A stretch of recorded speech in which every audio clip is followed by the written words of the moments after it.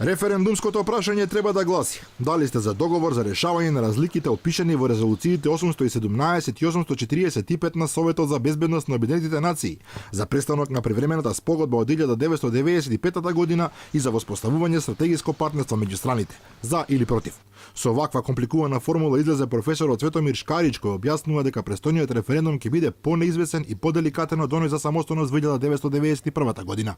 Истовремено, иако токму неговиот предлог е непрецизен, тој констатира дека може да се случи помала излезност од 50% од скупниот број избирачи, доколку вистинската содржина на договорот не ја разберат граѓаните. Токму во тој правец, професорката Билјана Ванковска вели дека прашањето на референдумот мора да биде просто и едноставно, за да го разбере буквално секој граѓанин на нашата држава. Се споменуваат резолуции, се споменува времена спогодба, се споменува стратегиско партнерство и тука имаме три во едно. Прашањето е како на обичниот граѓанин, на оној од некое село или мало градче, учен или не толку учен, да му биде јасно зашто гласа. Јас не знам зошто се затскрива суштината на прашањето е таа дали сме за промена на името и на Уставот на Република Македонија согласно подпишаниот договор помеѓу Атина и Скопје. Шкарич инсистира дека станува збор за необврзувачки референдум кој може да се распише, но и не мора, и притоа наведува дека тој е предвиден поради противењето на претениците од опозицијата и шефот на државата на договорот со Грција.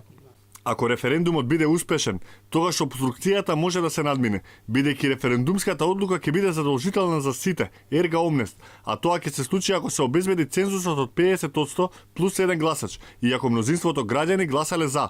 И обратно, ако одлуката биде негативна, односно ако мнозинството граѓани гласале против, договорот ќе пропадне.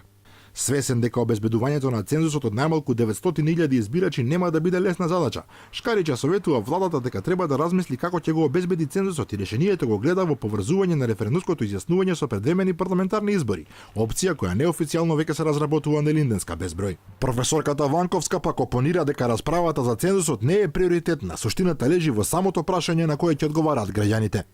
Ваквите акробации правни покажуваат дека и оние кои знаат за што станува збор, се обидуваат да го решат проблемот на цензусот, а не на содржината на референдумот.